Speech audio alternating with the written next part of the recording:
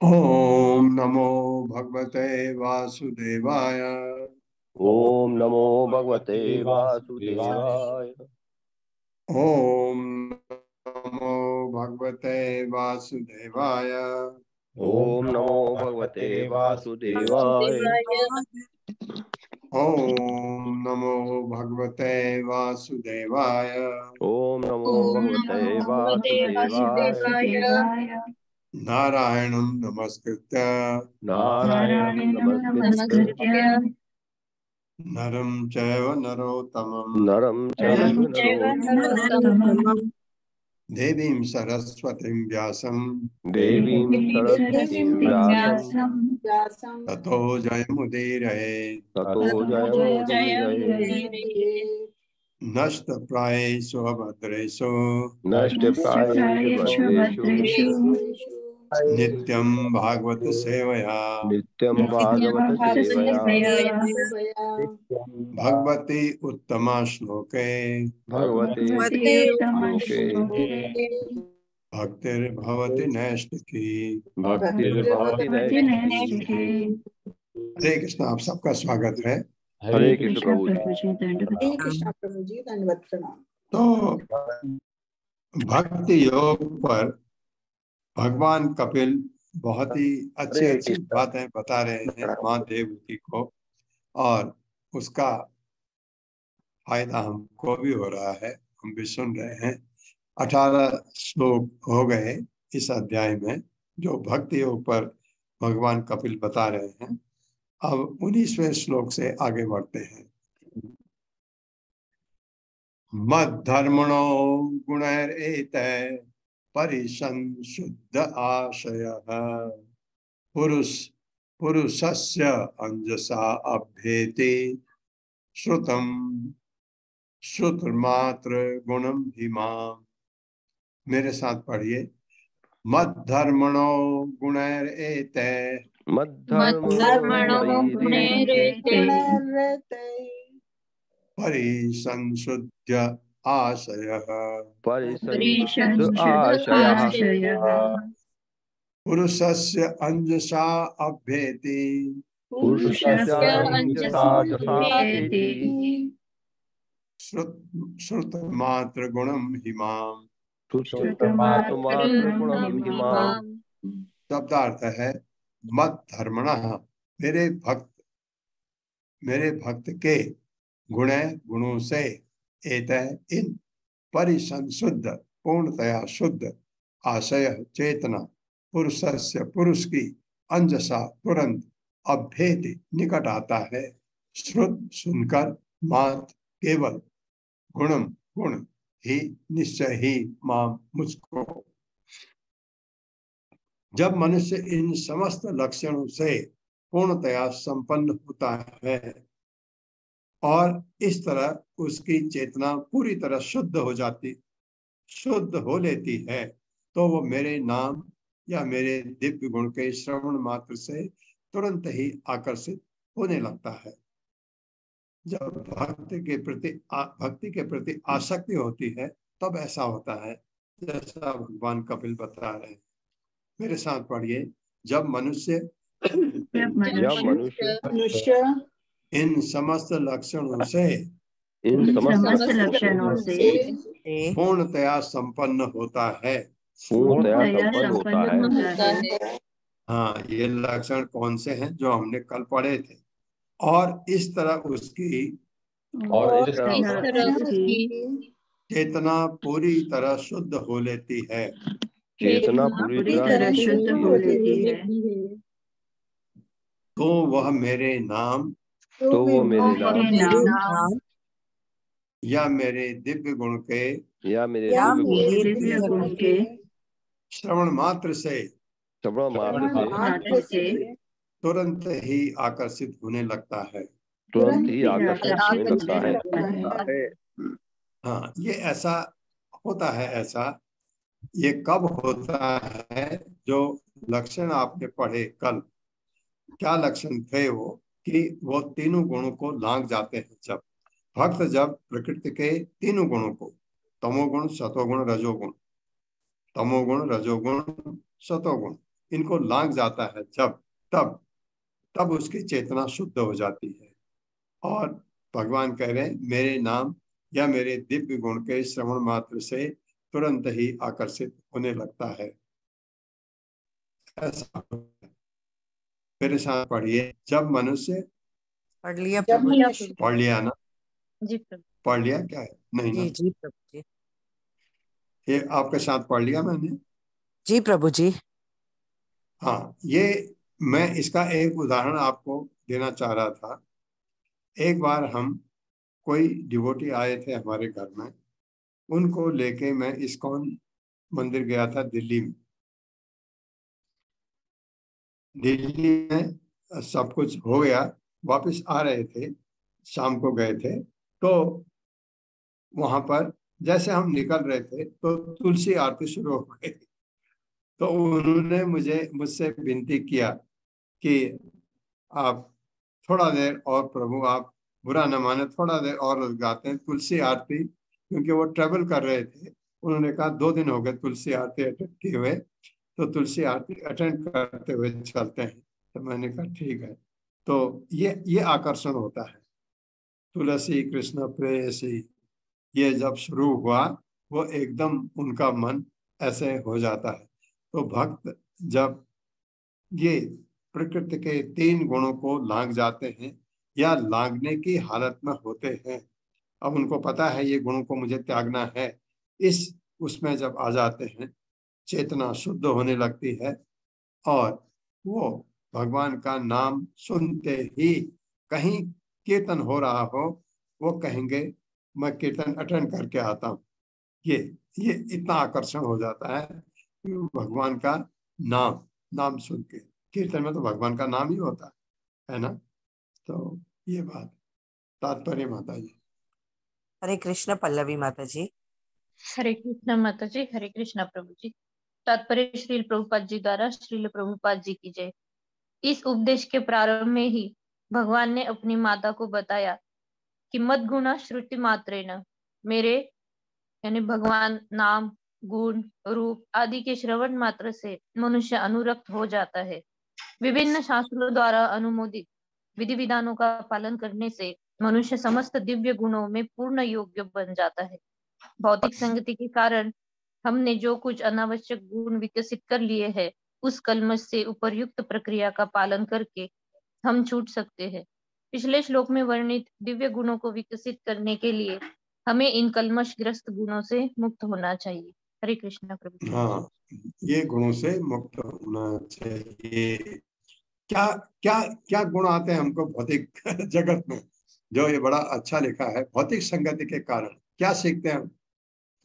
बीड़ी cigarette पीना दोस्तों के साथ, पान खाना, चाय पीना, कि कहाँ से सीखते हैं? भौतिक संगति के कारण ये गुण जो हमें आते हैं। फिर शराब पीना, जुआ खेलना, ये जो जो किसके ऐसे गुण जो आपको भक्ति की तरफ कभी नहीं ले जा सकते, ऐसे गुण हमको भौतिक संगति के कारण आते हैं।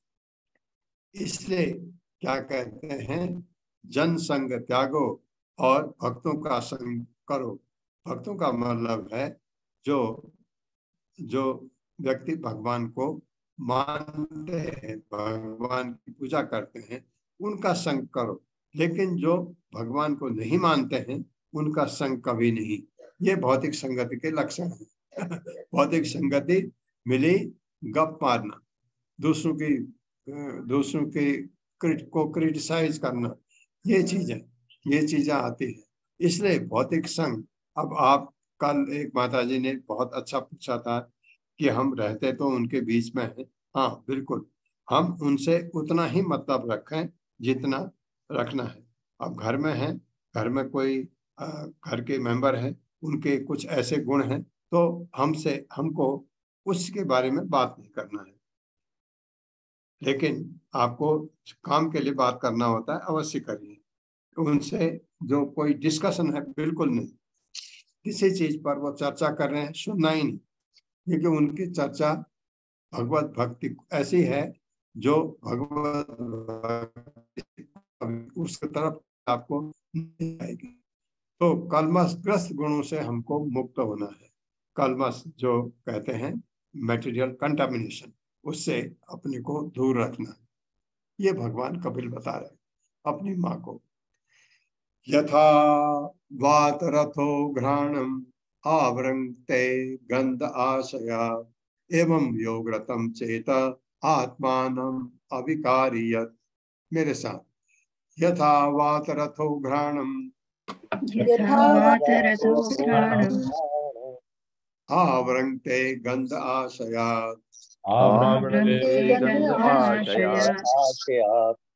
एवं योगरतम चेत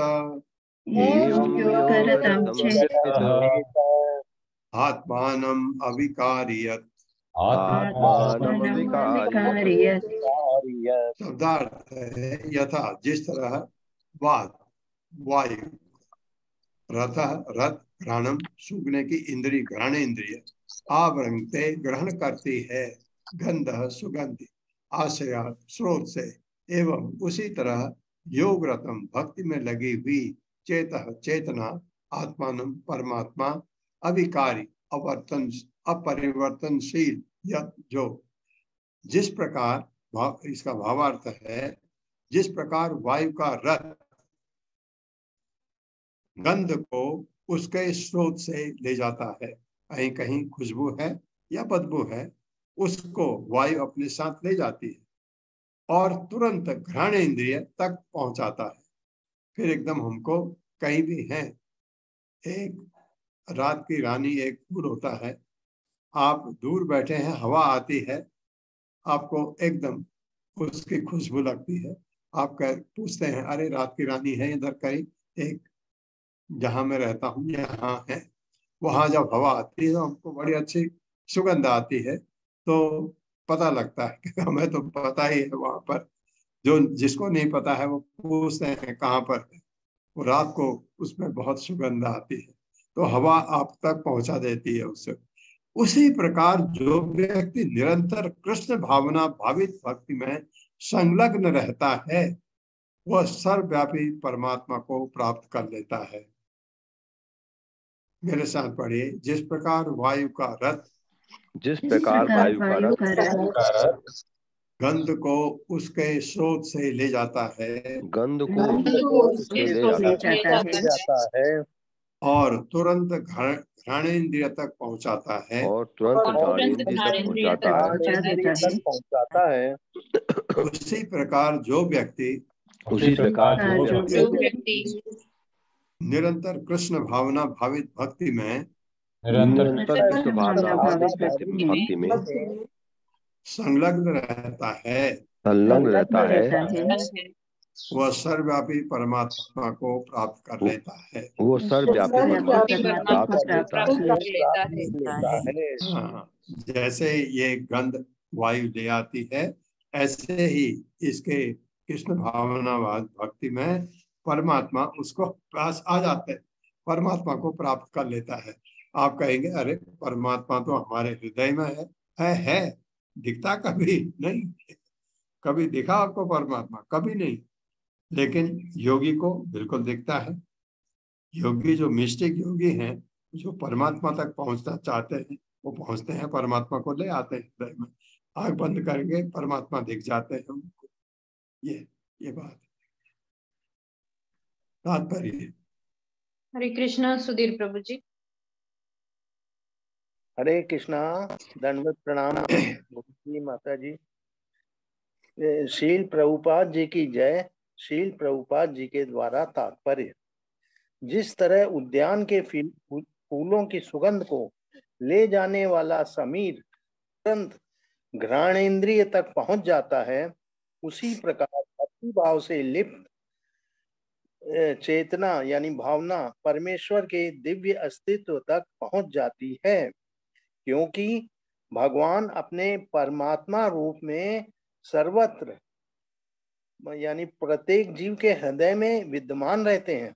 भगवत गीता में भी कहा गया है कि भगवान क्षेत्रज्ञ हैं, इस शरीर के भीतर विद्यमान हैं, किंतु एक ही समय वे अन्य शरीरों में भी रहते हैं। क्योंकि अमुक आत्मा किसी अमुक शरीर में ही विद्यमान रहता है, अतः जब अन्य आत्मा उसका साथ नहीं देता तो वह बदल जाता है, किंतु परमात्मा समान रूप से सर्वत्र विद्यमान रहता है। व्यष्टि आत्माएं विरोधी हो सकती हैं, किंतु हर शरीर में विद्यमान होने के कारण परमात्मा अविकारी अर्थात अपरिवर्तनशील कहलाता है। जब व्यष्टि आत्मा कृष्ण भक्त सिक्त हो जाती है, तब वह परमात्मा की उपस्थिति को समझ सकता है। भगवत गीता में पुष्टि की गई है कि कृष्ण भावनामृत से पूरित व्यक्ति ही भगवान को या परमात्मा या परम पुरुष के रूप में जान सकता है। भक्तया माम अभिजानाति। हरे कृष्ण। भक्तया माम अभिजानाति, ये कहा गया इसमें। हो गया गुरु जी। पर भगवान के परमात्मा सर्वत्र इसमें विद्यमान रहते हैं। भगवत गीता में कहा गया भगवान क्षेत्रज्ञ है। परमात्मा जो आपके अंदर है, भगवत गीता के 13वें अध्याय में क्या पढ़ा हमने? क्षेत्रज्ञ। अर्जुन पूछता है ये क्षेत्र क्या है, क्षेत्रज्ञ क्या है, ये क्या है, ज्ञान क्या है? 13वें अध्याय में अर्जुन पूछते हैं भगवान से। तो भगवान ने कहा है ये जो शरीर है आपका, इसको क्षेत्र कहते हैं, और इस शरीर को जानने वाले को क्षेत्रज्ञ कहते हैं। पढ़ा हमने। तो हमारे ये शरीर अगर मेरा क्षेत्र है, कौन है इसका क्षेत्रज्ञ? मेरी आत्मा। मेरी आत्मा इस शरीर के बारे में जानती है, और एक ऐसा है जो इस शरीर को भी जानता है और इस शरीर के ज्ञाता को भी जानता है, मतलब आत्मा को भी जानता है। इसका उदाहरण हमने दिया था कि एक किसान है, एक एरिया में काम कर रहा है, और राजा का पूरा राज्य पूरे राजा का है। तो राजा को ये भी पता है कि वो जो फील्ड है वो काम कर रहा है वो मेरा है, और जो किसान वहां काम कर रहा है उसको भी राजा जानता है। या राजा को सोच लीजिए या किसी लैंडलॉर्ड को समझ लीजिए, समझने के लिए वो उस खेत को भी, एरिया को भी जानता है और उस किसान को भी जानता है जो वहां काम कर रहा है, फार्मर को। और इसी तरह दूसरा एरिया है, उसको भी जानता है, वहां के फार्मर को भी जानता है, तीसरा है, चौथा है, पांचवा है, हजारों। ऐसे ही हमारे, मेरा एक शरीर है, इसमें क्षेत्रज्ञ मेरी आत्मा है, आपका शरीर है, आपके शरीर की आत्मा आपके शरीर को जानती है, मेरे शरीर को नहीं जानती। लेकिन परमात्मा जो मेरे अंदर हैं या आपके अंदर भी हैं, वो मेरे शरीर को तो जानते ही हैं और मेरे क्षेत्रज्ञ को भी जानते हैं, और वो आपके शरीर, आपके क्षेत्रज्ञ को भी जानते हैं। यानी जो परमात्मा है, परमात्मा मेरे शरीर के अंदर है, परमात्मा व्यष्टि है, लेकिन वो व्यष्टि आत्मा को भी जानती है और आपके शरीर के व्यष्टि आत्मा को भी जानती है। ये मतलब ये है कि भगवान वो ऐसे क्षेत्रज्ञ हैं जो शरीर को जानते हैं, शरीर की आत्मा को जानते हैं, वो परमात्मा है। ये बताया है इसमें। भगवत गीता में कहा गया भगवान क्षेत्रज्ञ वह है, इस शरीर के भीतर विद्यमान है, किंतु एक ही समय वे अन्य शरीर में भी रहते हैं। वो एक ही है परमात्मा। परमात्मा में कोई फर्क नहीं है, आत्मा में थोड़ा फर्क प्रभुपाद लिखते हैं, आत्मा में भी फर्क नहीं होता क्योंकि आत्मा दिव्य है। लेकिन आत्मा, आपको ये हमेशा समझना है कि हमारे अंदर जो कलमश है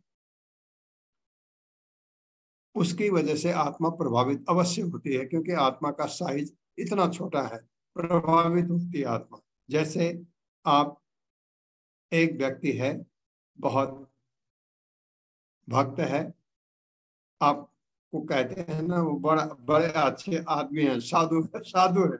दूसरे को आप कहते हैं बहुत दुष्ट है। आत्मा, दुष्ट वाले शरीर की भी आत्मा तो है दिव्य, लेकिन आत्मा उसके गुणों से इतनी प्रभावित है, आप क्या कहते हैं, अब वो उसकी आत्मा ठीक नहीं है, इसकी आत्मा बहुत अच्छी है, कहते हैं ऐसा। हालांकि अब आप समझते हैं आत्मा का दोष कहीं भी नहीं है, क्योंकि आत्मा तो दिव्य है। सोने का टुकड़ा अगर गंदगी में पड़ गया वो सोना ही रहता, निकालो उसको, साफ करो, सोना। और लेकिन प्रभावित क्यों होता है, गंदगी में है। ये कलमश से आत्मा जो है वो प्रभावित होती है, परमात्मा प्रभावित नहीं होते। अब आप कहेंगे कि परमात्मा दिव्य है, आत्मा दिव्य है, आत्मा क्यों प्रभावित होती है? क्योंकि आत्मा का साइज बहुत ही छोटा है। चारों तरफ से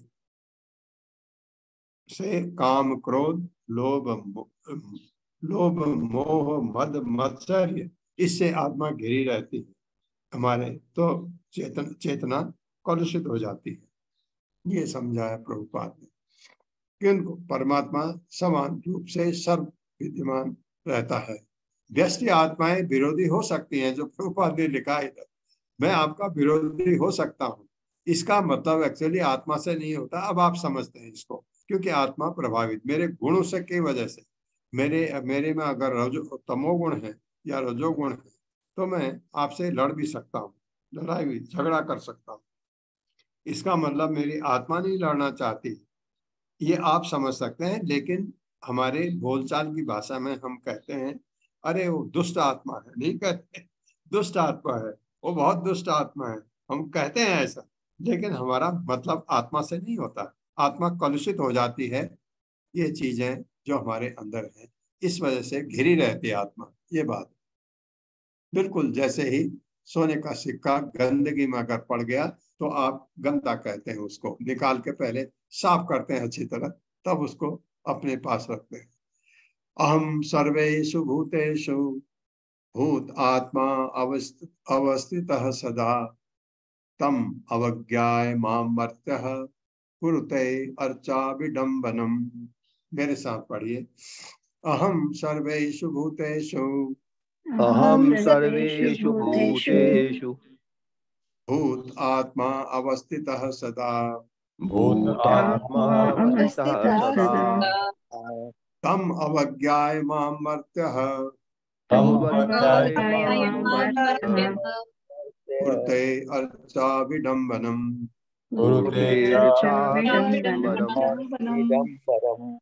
शब्दार्थ है अहम मतलब मैं, सर्वेषु समस्त, भूतेषु जीव में, भूत आत्मा सभी जीवों में परमात्मा, अवस्थितः स्थित, सदा सदैव, तम उस परमात्मा को, अवज्ञाय अनादर करके, मां मुझको, मर्त्य मरणशील व्यक्ति, कुरुते करता है, अर्चा विग्रह की पूजा का, विडम्बनम अनुकरण, स्वांग स्वांग। अब भगवान कह रहे हैं, भगवान कपिल, मैं प्रत्येक जीव में परमात्मा रूप में स्थित हूं। भगवान खुद नहीं आकर के अपना विस्तार परमात्मा के रूप में करके हमारे हृदय में स्थित है। वो कह रहे हैं, भगवान कपिल कह रहे हैं अपनी मां देवहूति को, यदि कोई परमात्मा सर्वत्र है, इसकी उपेक्षा या अवमानना करके अपने आप को मंदिर के विग्रह पूजन में लगाता है, तो यह केवल स्वांग या दिखावा है।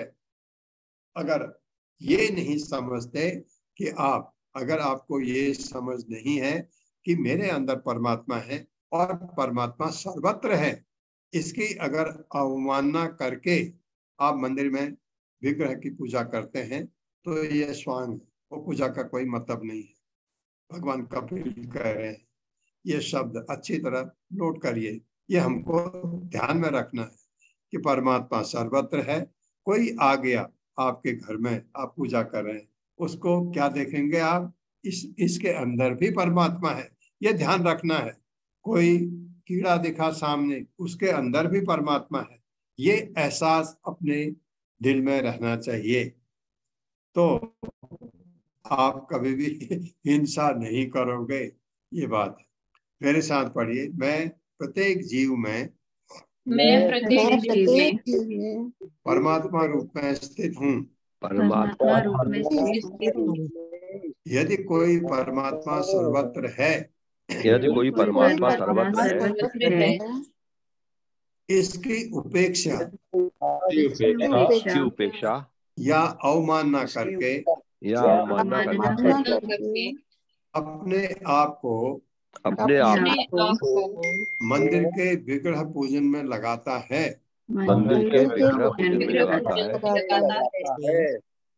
तो यह केवल स्वांग या दिखावा है। तो यह केवल दिखावा है। तात्पर्य माता जी। हरे कृष्णा सोनिया माता जी। हरे कृष्ण माता जी। श्री प्रभुपाद जी की जय। तात्पर्य श्री प्रभुपाद जी के द्वारा, विशुद्ध चेतना में या कृष्ण भावना भावित होने पर मनुष्य को सर्वत्र कृष्ण ही कृष्ण दिखते हैं। अतः यदि कोई मंदिर में श्री विग्रह की पूजा में ही लगा रहता है और अन्य जीवों को मान्यता नहीं देता, तो वह भक्ति योग की निम्नतम अवस्था में होता है। जो मंदिर में श्री विग्रह का पूजन करता है और अन्य जीवों में के प्रति सम्मान नहीं दिखाता, वह भौतिक पद पर स्थित भक्त है और भक्ति योग की निम्नतम अवस्था में होता है। भक्त को चाहिए कि वह प्रत्येक वस्तु को भगवान श्री कृष्ण से संबंधित समझे और उसी भाव से प्रत्येक प्राणी की सेवा करे। प्रत्येक वस्तु की सेवा करने का अर्थ है भगवान श्री कृष्ण की सेवा में प्रत्येक वस्तु को लगाना। यदि कोई व्यक्ति अबोध है और भगवान श्री कृष्ण से अपने संबंध को नहीं जानता, तो किसी उन्नत भक्त को चाहिए कि उसे भगवान श्री कृष्ण की सेवा में लगाए। ऐसा उन्नत भक्त न केवल जीवों को अपितु प्रत्येक वस्तु को भगवान श्री कृष्ण की सेवा में लगा सकता है। हरे कृष्ण। ये बहुत अच्छा तात्पर्य लिखा प्रभुपाद ने। आप भक्ति कर रहे हैं, मंदिर में पूजा आपने कर ली, कोई आए, उनको आप एकदम जो आरती है, आरती देते हैं, आरती ले लीजिए। और अगर आपने भगवान को प्रसाद अर्पित किया है, वो प्रसाद उनको भी आप देते हैं, भगवान का प्रसाद। ये तो उनमें भक्ति भाव आने लगता है। और अगर उनमें नहीं है, तो आप इतना तो कह ही सकते हैं, आप एक ये हरिनाम जपिए, भगवान का नाम दीजिए, ये कह सकते हैं। तो ये ऐसा सिद्ध भक्त न केवल जीवों को अपितु हर वस्तु को कृष्ण की सेवा में लगा सकता है। आप को ये हर वस्तु से क्या मतलब है? जीव को तो आप कहेंगे ठीक है, आरती ले लिया, किसी को प्रसाद खिला दिया, ये थोड़ा उनमें भक्ति का भाव जाएगा। हर वस्तु का क्या मतलब है, जो चीजें हमारे पास हैं, हम अगर कोई अनाज पकाते हैं, भगवान को अर्पित करना चाहिए, और कोई फल हमारे पास है, भगवान को अर्पित करना चाहिए। कोई वस्तु जो भी आप यूज करते हैं वो भगवान की सेवा में लगनी चाहिए। आपके पास बहुत सारी चीजें हैं, आपके गार्डन में आप इस्तेमाल करते हैं, वो भगवान की सेवा में है, बिल्कुल है। क्यों? क्योंकि आप फूल उगाते हैं, आप सब्जी उगाते हैं और वो भगवान को अर्पित करते हैं, तो भगवान की सेवा हो गई। आप अपने घर को साफ करते हैं, सुबह झाड़ू लगाते हैं, भगवान की सेवा है, वो बिल्कुल है। क्यों? क्योंकि उस घर में भगवान है। ये घर जिसमें आप रहते हैं, भगवान का घर समझिए और उसमें सफाई करिए, उसमें आप पेंटिंग करिए, तो ये सब भगवान की सेवा में आ जाएगा, अगर आप उस घर को भगवान का घर समझते हैं। तो इसी तरह हर काम को, बुद्धि है हम में, उस बुद्धि के द्वारा हर चीज को भगवान का समझ करके अगर हम सेवा करते हैं, तो ये सीधे भगवान की सेवा होती है। 22वां श्लोक। यो माम सर्वभूतेषु संतम आत्मनम ईश्वरम यो माम सर्वेषु भूतेषु संतम आत्मानम ईश्वरम हित्वा अर्चाम भजते मौढ़्यात् भस्मन्नेव जुहोति सः। मेरे साथ पढ़िए। यो माम सर्वेषु भूतेषु यो मां सर्वेषु भूतेषु संतम आत्मनम ईश्वरम संतमात्मानमीश्वरम् संतम आत्मानम ईश्वरम संतमात्मानमीश्वरम् हित्वा अर्चाम भजते मौढ़्यात् हित्वा चां भजते मौढ़्यात् भस्मनि एव जुहोति सः।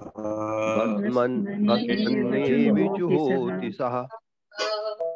शब्दार्थ है, यह जो मां मुझको सर्वेषु सभी भूतेषु जीवों में संतम उपस्थित होकर आत्मानम परमात्मा ईश्वरम परमात्मा को हित्वा उपेक्षा करके अर्चा विग्रह को भजते पूछता है मौढ़्यात् अज्ञान बस भस्मनि राख में एव केवल जो होती आहुति डालता है सह वह। और सुनिए और मजेदार बात कह रहे हैं भगवान कपिल अपनी माँ को, जो मंदिरों में भगवान के विग्रह का पूजन करता है किंतु यह नहीं जानता कि परमात्मा रूप में परमेश्वर प्रत्येक जीव के हृदय में आसीन है, यह नहीं जानता, अज्ञानी है, वो अज्ञानी है। और उसकी तुलना उस व्यक्ति से की जाती है जो राख में आहुतियां डालता है। कहाँ डालते हैं आहुति आप? अग्नि में वो राख में डालता है, ऐसा समझिए। तो उसकी सारी भक्ति जो है सब बेकार है। मेरे साथ पढ़िए। जो मंदिरों में भगवान के विग्रह का पूजन करता है, भगवान के विग्रह का पूजन करता है, किंतु यह नहीं जानता कि परमात्मा रूप में परमेश्वर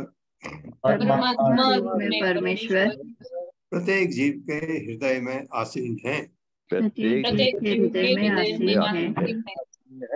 वह अज्ञानी है, वो अज्ञानी है और उसकी तुलना उस व्यक्ति से की जाती है, और उसकी तुलना उससे की जाती है जो राख में आहुतियां डालता है, जो राख में आहुतियां डालता है। हाँ, ये देखिए, दूसरे व्यक्ति को देख करके आपको एकदम हाथ खड़े हो जाने चाहिए, नमस्कार। क्यों? भगवान है उसके अंदर, वो उसको भक्त उसको मंदिर की तरह मानता है। कोई भी शरीर कोई जीव दिखता है तो भक्त उसको भगवान का मंदिर समझता है, क्योंकि उसमें परमात्मा है। इसलिए क्या कहा है? अमानिना मान देना कीर्तनिया सदा हरि। दूसरे का मान करो, अपना नहीं, दूसरे का मान करो, और भगवान का भजन करो। भगवान का जब आप जप करते हैं उस समय हमको उस स्थिति में होना चाहिए। तात्पर्य माता जी। हरे कृष्णा संतोषी गुप्ता माता जी। हरे कृष्णा प्रभु जी, दंडवत प्रणाम। हरे कृष्णा सभी को। तात्पर्य शील प्रभुपाद जी की जय। शील प्रभुपाद जी के द्वारा यहाँ स्पष्ट उल्लेख है कि भगवान परमात्मा के रूप में अंश रूप में समस्त जीवों में विद्यमान है। जीवों के कुल मिलाकर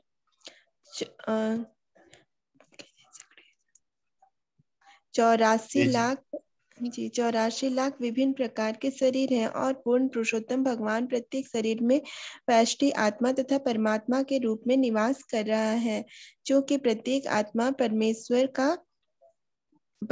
का अंश है। इस तरह भगवान हर शरीर में वास करता है और परमात्मा के रूप में वह साक्षी के रूप में भी रहता है। दोनों ही तरह से प्रत्येक जीव में ईश्वर की उपस्थिति अनिवार्य है। अतः जो लोग अपने को किसी धार्मिक संप्रदाय के संबंध मानते हैं किंतु हर जीव में तथा अन्यत्र सर्वत्र भगवान के अस्तित्व को स्वीकार नहीं करते, वे तमोगुण के अधीन है। यदि भगवान की सर्वव्यापकता के इस प्राथमिक ज्ञान के बिना कोई मंदिर, मस्जिद या गिरजाघर के अनुष्ठानों में ही अपने आप को लगाता है, तो यह उसी तरह है जैसे कोई अग्नि में घी की आहुति ना डालकर राख में डाल रहा हो। किंतु यदि वैदिक मंत्र तथा अन्य सारी परिस्थितियां अनुकूल हो और घी को राख में डाल दिया जाए तो ऐसा यज्ञ व्यर्थ होता है। दूसरे शब्दों में भक्त को चाहिए कि किसी जीव की अवहेलना न करे। भक्त को जानना चाहिए कि जीव कितना ही तुच्छ क्यों न हो, भले ही वह चींटी हो, सब में ईश्वर उपस्थित है। अतः प्रत्येक जीव के साथ सदैव व्यवहार होना चाहिए और उसके साथ किसी प्रकार की हिंसा नहीं की जानी चाहिए। आधुनिक सभ्य समाज में नियमित कसाई घर चल रहे हैं और वे विशेष प्रकार के धार्मिक सिद्धांत से समर्थित हैं, किंतु प्रत्येक जीव में ईश्वर की उपस्थिति को जाने बिना मानव सभ्यता की कोई भी तथाकथित प्रगति, चाहे आध्यात्मिक हो या भौतिक, तामसी समझी जाएगी। हरे कृष्ण प्रभु जी। हरे कृष्ण। हरे कृष्ण।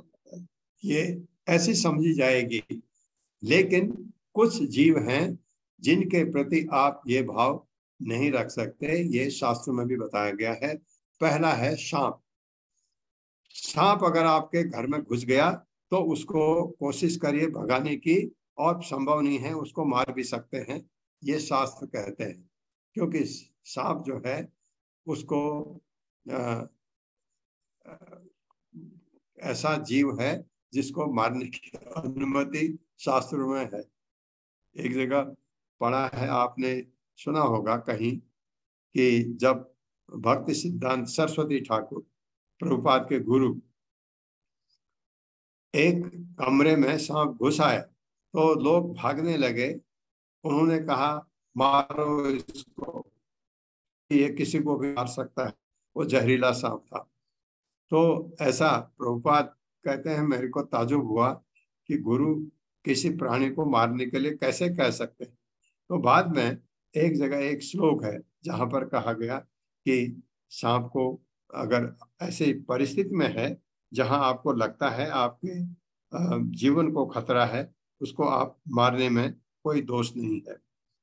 और ये तो कोई बात नहीं है, आप क्या मच्छर को नहीं मारे और कॉकरोच को मारे नहीं मारे। कॉकरोच का तो मैंने आपको बताया तरीका कि आप अपने किचन को एकदम साफ रखें, कॉकरोच नहीं आएगा।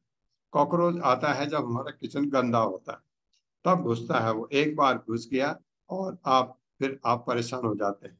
और मंदिरों में जहां मैंने देखा है वो प्रोपेलेंट यूज करते हैं ताकि मच्छर दूर रहें, या आजकल कुछ अगरबत्तियां भी चलती हैं। लेकिन आप भक्ति कर रहे हैं, पूजा कर रहे हैं, मच्छर बहुत तंग कर रहे हैं आपको उनको भगाना ही पड़ता है। हालांकि भगवान के सामने मारना नहीं चाहिए, तो आप जैसे भी कर सकते हैं। और मैंने आपको बताया जिस प्राणी में चेतना बहुत कम होती है, मच्छर में जितने भी प्राणी हैं उनमें जितना छोटा प्राणी होगा उसमें चेतना बहुत कम होती है। मारने का पाप तो लगेगा, कम लगेगा। जैसे पेड़ पौधों में चेतना और भी कम होती है, उनको हम काटते हैं, लेकिन पेड़ पौधों को हम काटते हैं, भगवान को अर्पित करके खाते हैं तो पाप नहीं लगता। अगर आप बिना भगवान को अर्पित करके खाते हैं तो पाप खाते हैं, ये शास्त्र कहते हैं। दिशतः परकाय माम मानिनो भिन्न दर्शिनः भूतेषु बद्धवैरस्य न मनः शांतिमृच्छति।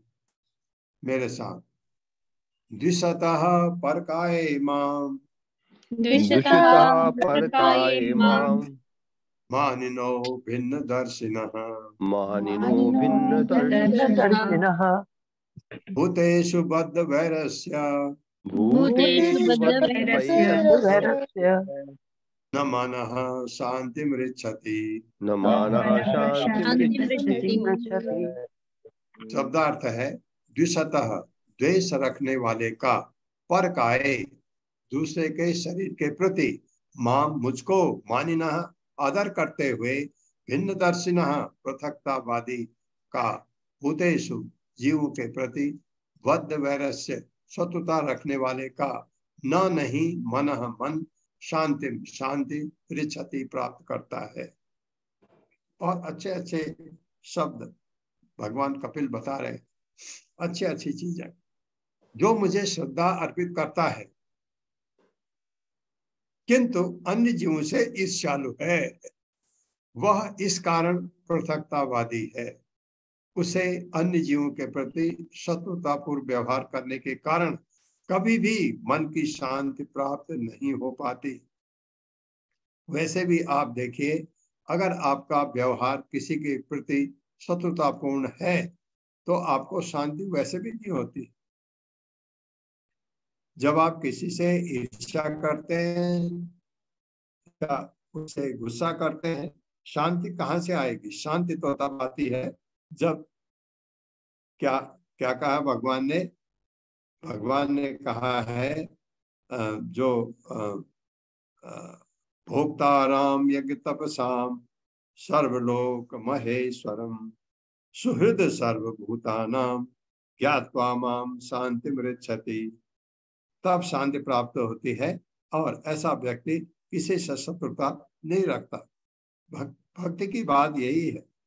आप में है अभी शत्रुता है, हम में दूसरों के लिए, हमें गुस्सा भी है, ईर्ष्या भी है, लेकिन आप कमाल देखिए, हरे कृष्ण कृष्ण कृष्ण हरे हरे, हरे राम राम राम हरे, ये जप करिए, देखिए इसका कमाल। आपको किसी से शत्रुता आएगा कि हाँ ये गलत कर रहा, फिर एकदम ख्याल आएगा कोई नहीं, मेरे को शत्रुता नहीं करनी है, छूट जाएंगे। आपके हृदय में अगर किसी से ईर्ष्या और वैर नहीं है तो आपको तो शांति मृच्छति, आपको शांति प्राप्त होती है, ये कह रहे हैं भगवान कपिल। मेरे साथ पढ़ा माता जी है? नहीं प्रभु जी। जो मुझे श्रद्धा अर्पित करता है, जो मुझे श्रद्धा अर्पित करता है, किंतु अन्य जीवों से ईर्ष्यालु है, किंतु अन्य जीवों से ईर्ष्यालु है, वह इस कारण पृथकतावादी है, कारण पृथकतावादी है, उसे अन्य जीवों के प्रति शत्रुतापूर्ण व्यवहार करने के कारण कभी भी मन की शांति प्राप्त नहीं हो पाती। क्या नुकसान है इसमें?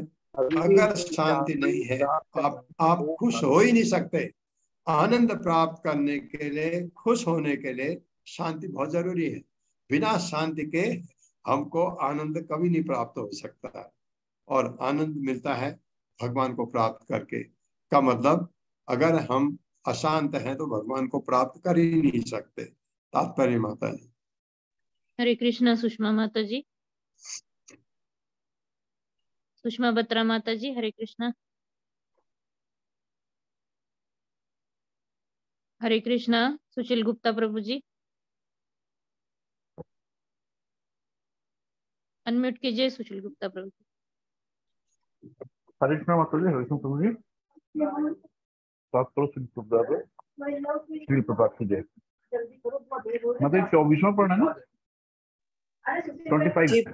जी प्रभु जी, आपके बैकग्राउंड से आवाज आ रही है। जी प्रभु जी। हरे कृष्णा अशोक प्रभु जी। हरे कृष्ण माता जी, हरे कृष्ण प्रभु जी। शील प्रभुपाद जी की जय। शील प्रभुपाद जी द्वारा तात्पर्य। इस श्लोक में भूतेश बद्ध वैरस्य, अन्यों के प्रति शत्रुतापूर्ण तथा दुष्टः परकाये, अन्य के शरीर से ईर्ष्यालु, ये दो वाक्यांश महत्वपूर्ण है। जो व्यक्ति अन्यों के प्रति द्वेष भाव या शत्रुता रखता है वो कभी सुखी नहीं रहता। अतः भक्त की दृष्टि परिपूर्ण होनी चाहिए। उसे शारीरिक उपाधियों की अनदेखी करते हुए परमेश्वर के अंश तथा परमात्मा के रूप में साक्षात भगवान की उपस्थिति देखनी चाहिए। यही शुद्ध भक्त की दृष्टि है। भक्त द्वारा किसी जीव की वो बाह्य शारीरिक अभिव्यक्ति की उपेक्षा की जाती है। यहाँ पर व्यक्त हुआ है कि भगवान बद्ध जीवों के उद्धार के लिए सदैव उत्सुक रहते हैं। भक्तों से अपेक्षा की जाती है कि वे भगवान के उद्देश्य या उनकी इच्छा को ऐसे बद्ध जीवों के तक ले जाएंगे और उन्हें कृष्ण भावनामृत से आलोकित करेंगे। इस प्रकार वे दिव्य भौतिक जीवन तक उठ सकते हैं और उनके जीवन का उद्देश्य सफल हो सकता है। निसंदेह जो जीव मनुष्य निम्न है उनके लिए ऐसा संभव नहीं है, किंतु मानव समाज में तो ये संभव है कि सभी प्राणियों को कृष्ण भक्त से आलोकित किया जा सके। यहाँ तक कि मनुष्य से निम्न प्राणी भी अन्य विधियों से कृष्ण भक्त तक ऊपर उठाए जा सकते हैं। उदाहरणार्थ चैतन्य महाप्रभु के परम भक्त शिवानंद सेन ने एक कुत्ते का प्रसाद कुत्ते को प्रसाद खिलाकर उद्धार किया। यहाँ तक कि अज्ञानी जन समुदाय तथा पशुओं को प्रसाद वितरित करने से उनको कृष्ण भक्त तक उठने का अवसर मिल जाता है। वास्तव में ऐसा हुआ कि वही कुत्ता जब चैतन्य महाप्रभु को पुरी में मिला तो उसे भवबंधन से मुक्ति मिल गई। यहाँ पर यह विशेष रूप से उल्लेख है कि भक्त को सभी प्रकार की हिंसा, जीव हिंसा से मुक्त होना चाहिए। भगवान चैतन्य ने संस्तुत की है कि भक्त को किसी जीव की हिंसा नहीं करनी चाहिए। कभी कभी एक प्रश्न उठता है कि चूंकि वनस्पतियों में भी जीवन है और भक्त का शाक खाते हैं तो क्या यह हिंसा नहीं है? किंतु पहले तो ये वृक्ष से कुछ पत्तियां, टहनियां या फल तोड़ने लेने से वो वृक्ष मरता नहीं। इसके अतिरिक्त जीव हिंसा का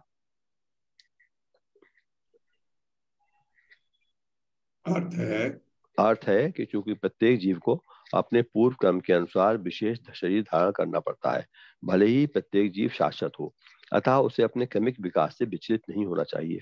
भक्त को भक्ति संबंधी सारे नियम यथावत पूरे करने होते हैं। उसे ये जानना चाहिए कि कोई जीव कितना ही शुद्ध क्यों ना हो, उसके भीतर भगवान उपस्थित है। भक्त को भगवान की सर्वव्यापकता को समझना चाहिए। हरे कृष्ण प्रभु जी, हरे कृष्ण माता जी, धन्यवाद। ये कह रहे हैं प्रभुपाद, भक्त को भगवान की इस सर्वव्यापकता को समझना चाहिए, वो जरूरी है। 24वां श्लोक। अहम उच्च अवचर द्रव्य क्रिया उत्पन्नया अनघे नैव तुष्ये अर्चितो अर्चायाम भूतग्राम अवमानिनः। मेरे साथ अहम उच्च अवचर दिव्य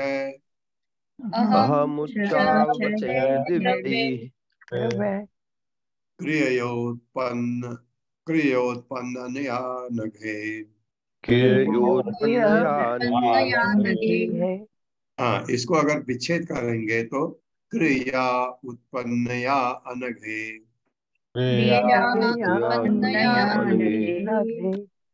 न एव तुष्ये अर्चितो अर्चायाम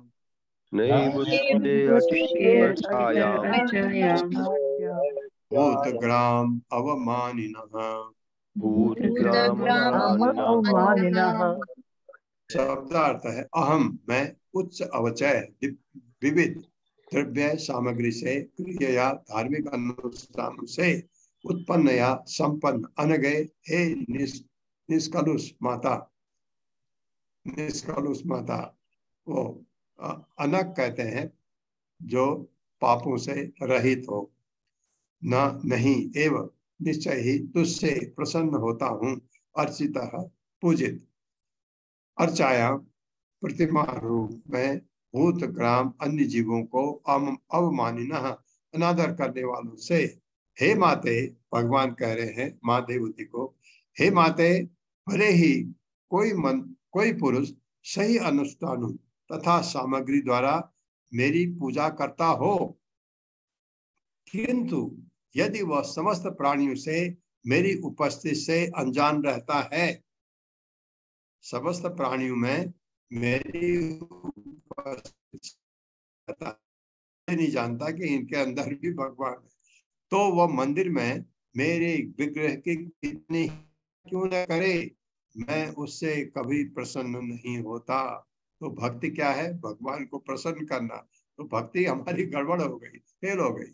ये मेरे साथ पढ़िए। हे माते, हे माते, हे माते, भले ही कोई पुरुष भले ही कोई पुरुष सही अनुष्ठानों सही अनुष्ठानों तथा सामग्री द्वारा तथा सामग्री द्वारा मेरी पूजा करता हो, मेरी पूजा करता हो, किंतु यदि वह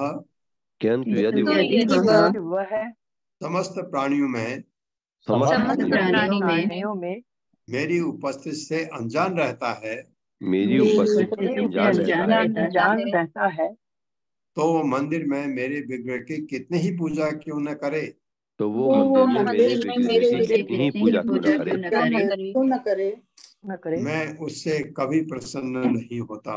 मैं उससे कभी प्रसन्न नहीं होता। तात्पर्य। हरे कृष्णा। पूनम चौहान माता जी। हरे कृष्णा माता जी। हरे कृष्णा सभी को। तात्पर्य श्रील प्रभुपाद जी के द्वारा। श्रील प्रभुपाद जी की जय। मंदिर में अर्चा विग्रह पूजन के 64 विविध प्रकार हैं। विग्रह को अनेक वस्तुएं अर्पित की जाती हैं, कुछ बहुमूल्य तो कुछ कम मूल्यवान। भगवत गीता में बताया गया है, यदि कोई भक्त मुझे एक छोटा सा फूल, एक पत्ती, कुछ जल या छोटा सा फल भी अर्पित करता है तो मैं उसे स्वीकार कर लेता हूँ। वास्तविक प्रयोजन तो ईश्वर के प्रति प्रेमा भक्ति को प्रकट करता है। भेंटें तो गौण हैं। यदि भगवान के प्रति प्रेमा भक्ति उत्पन्न नहीं हो पाई और यदि बिना वास्तविक भक्ति के भोजन, फल तथा फूल अर्पित किए जाते हैं तो इस भेंट को भगवान स्वीकार नहीं करते। हम भगवान को घूस नहीं दे सकते। वे इतने महान हैं कि हमारी घूस का कोई महत्व नहीं रहता, न ही उसके पास अभाव है। वे स्वयं पूर्ण हैं, तो फिर हम उन्हें क्या भेंट कर सकते हैं। हर वस्तु उन्हीं के द्वारा उत्पन्न है। हम केवल अपना प्रेम तथा कृतज्ञता प्रकट करते हैं। यह कृतज्ञता तथा ईश प्रेम उस शुद्ध भक्त द्वारा प्रकट होता है जो यह जानता है कि भगवान हर प्राणी में निवास करते हैं। इस तरह मंदिर पूजा में प्रसाद वितरण सम्मिलित है। ऐसा नहीं है कि कोई अपने निजी घर में मंदिर बना ले, भगवान को कुछ अर्पित करे और तब खाए। हाँ, भगवान के साथ अपना संबंध समझे बिना भोजन बनाकर खाने की अपेक्षा ऐसा करना उत्तम है। जो लोग ऐसा करते हैं वे पशुओं के तुल्य हैं। किंतु जो भक्त ज्ञान के उच्चतर स्तर तक पहुंचना चाहता है उसे जानना चाहिए कि भगवान प्रत्येक जीव में विद्यमान है और जैसा कि पिछले श्लोक में बताया गया है उसे अन्य प्राणियों पर कृपालु होना चाहिए।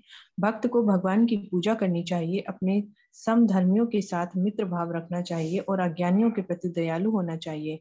अज्ञानी जीवों के प्रति कृपा दिखाने के लिए प्रसाद वितरण करना चाहिए।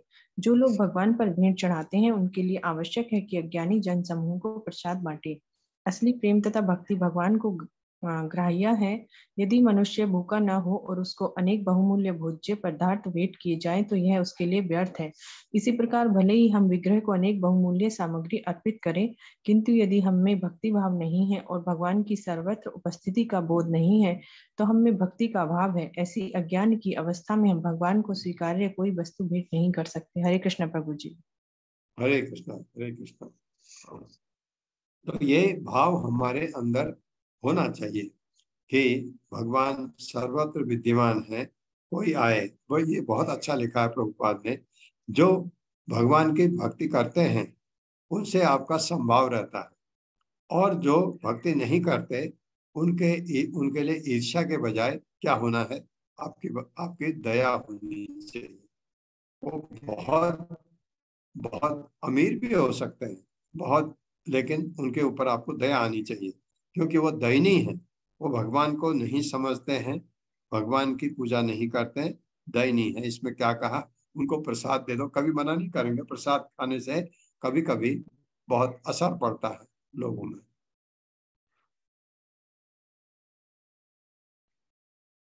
देखता हूँ 25वां श्लोक और कर ले माता जी। जी प्रभु जी, छोटा है। अर्चा दाव आदो, अर्चा आदौ अर्चयेत अर्चयेत तावत् अर्चा आदौ अर्चये तावत् ईश्वरं मा स्वकर्म कृत यावत् न वेद स्वहृदय सर्वभूतेषु अवस्थितम्। मेरे साथ पढ़िए। अर्चा आदौ अर्चयेत् अर्चा आदौ अर्चयेत् अर्चा आदौ अर्चयेत् तावत् अर्चा आदौ अर्चयेत् तावत्। अर्चयेत में डबल तो है ना, एक तो अर्चयेत के साथ आएगा, एक तावत के साथ आएगा। ईश्वरं मा स्वकर्म कृत यावत् न वेद स्वहृदय सर्वभूतेषु अवस्थितम्। शब्दार्थ है अर्चा आदव, अर्चा पूजा इत्यादि, अर्चयेत पूजा करे, तावत तब तक, ईश्वरम भगवान को, माम मुझ, स्व अपना, कर्म निर्दिष्ट कर्तव्य कृत किए हुए, यावत जब तक, ना नहीं वेद अनुभव करता है, स्वहृदय अपने हृदय में, सर्वभूतेषु समस्त जीवों में, अवस्थितम स्थित। मनुष्य को चाहिए कि अपने निर्दिष्ट कर्म करते हुए भगवान के अर्चा विग्रह का तब तक पूजन करता रहे जब तक उसे अपने हृदय में तथा साथ ही साथ अन्य जीवों के हृदय में मेरी उपस्थिति का अनुभव न हो जाए, तब तक अर्चा विग्रह की पूजा करते रहे। ये मनुष्य को चाहिए कि, मेरे साथ पढ़िए, मनुष्य को चाहिए अपने निर्दिष्ट कर्म करते हुए भगवान के अर्चा विग्रह का तब तक पूजन करता रहे जब तक उसे अपने हृदय में तथा साथ ही साथ अन्य जीवों के हृदय में मेरी उपस्थिति का अनुभव न हो जाए। हाँ, इसका मतलब ये नहीं है कि आप तब तक न छोड़ें अर्च विग्रह की पूजा सुबह या शाम को, जब तक ऐसा न हो जाए। नहीं, करिए, दोबारा करिए, तीसरी बार करिए, 1 महीने के बाद आपको लगेगा हाँ कि भगवान सभी जगह सभी के हृदय में है, ये अनुभव आपको होगा। एक तो आप ये जो अर्थ, ये क्या कहते हैं, पंचरात्र विधि है, नारद पंचरात्र विधि, ये यूज कर रहे हैं। दूसरा, आप भागवतम और भगवत गीता सुनते हैं, जहां आपको ये चीजें सुनने को मिलती हैं।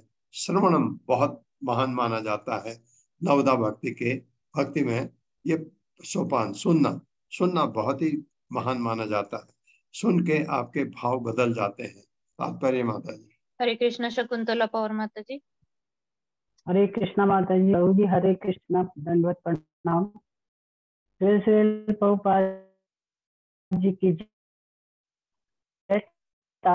श्री प्रभुपाद जी यहाँ पर उन लोगों के लिए भी भगवान के विग्रह यानी प्रतिमा क्या करने की आज्ञा दी। विभिन्न वर्णों के लोगों यथा ब्राह्मण, क्षत्रिय, वैश्य तथा शूद्र वर्ण के लोगों तथा विभिन्न आश्रमों यथा ब्रह्मचर्य, गृहस्थ, वानप्रस्थ तथा संन्यास के लिए कुछ निर्दिष्ट कर्म है।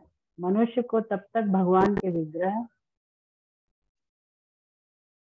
तब तक भगवान के विग्रह की पूजा करनी चाहिए, प्रतिमा की पूजा करनी चाहिए, जब तक वह प्रत्येक जीव में भगवान की उपस्थिति का अनुभव न करने लगे।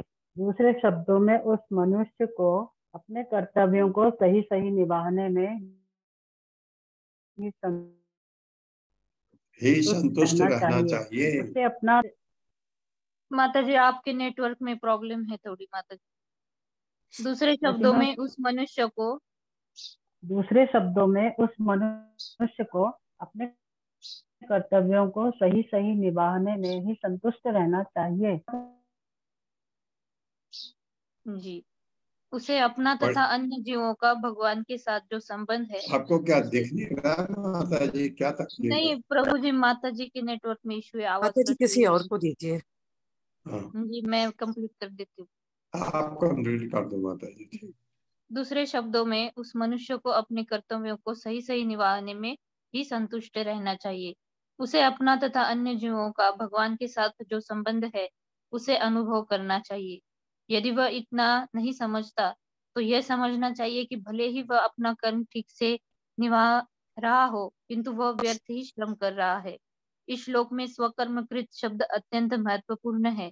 स्वकर्मकृत का अर्थ ऐसा व्यक्ति जो अपने निर्दिष्ट कर्मों को पूरा करता है। ऐसा नहीं है कि जो भगवान का भक्त बन जाता है अथवा भक्ति करता है उसे अपने निर्दिष्ट कर्म बंद कर देने चाहिए। किसी को भक्ति के बहाने आलसी नहीं बनना चाहिए, उसे निर्दिष्ट कर्मों के अनुसार भक्ति करनी है। स्वकर्मकृत बताता है कि मनुष्य को बिना लापरवाही के अपने निर्दिष्ट कर्म करने चाहिए। हरे कृष्ण प्रभु। जो कर्म आपको करने हैं, निर्दिष्ट कर्म, जो भी कर्म में है, कोई ये काम करता है, कोई वो काम करता है, कोई ये काम करता है, तो उनके कर्मों में भी अच्छा होने लगता है और भगवान की भक्ति करता है। तो भगवान की भक्ति करने वाला व्यक्ति कोई काम गलत नहीं करता। निर्दिष्ट कर्म है उनके, कोई पढ़ाता है, कोई बिजनेस करता है, कोई मरीजों को देखता है, कोई अस्पताल में काम करता है, कोई इंडस्ट्री में काम करता है। उनके ये कर्म को छोड़ना नहीं है, क्यों वो बहुत अच्छा प्रभुपाद ने बताया कि वो कहेगा नहीं नहीं मैं तो भक्ति कर रहा हूँ, कुछ नहीं करना है। ये स्टेज आपकी बहुत आखिरी में आती है, जब आपके लिए कर्म करो न करो, जब आप भगवान के शुद्ध भक्त बन जाते हैं, आप अपने को भगवान को समर्पित करते हैं, उसके बाद आपको कर्म करो या न करो, आप पाप पुण्य सब एक सा हो जाता है। वो बहुत ही आखिरी स्टेज है, बहुत आगे की। उसको शुरू में नहीं हमको लागू करना चाहिए। शुरू में तो हम सब काम करें और भक्ति करें। ये प्रभुपाद कह रहे हैं। ओम अज्ञान तिमिरांधस्य ज्ञानांजन शलाकया चक्षुरुन्मिलितं तस्मै श्री गुरुवे नमः। नमः विष्णुपादाय कृष्णपृष्ठाय भूतले श्रीमते भक्ति वेदांत स्वामिनिति नामिने। नमस्ते सरस्वती देवे गौरवाणी प्रचारिणे निर्विशेष शून्यवादी पाश्चात्य देशतारिणे। जय हो श्री कृष्ण चैतन्य प्रभु नित्यानंद श्री अद्वैत गदाधर शिवासादि गौर भक्तवृंद। हरे कृष्णा कृष्ण कृष्णा हरे हरे, हरे राम राम राम हरे हरे।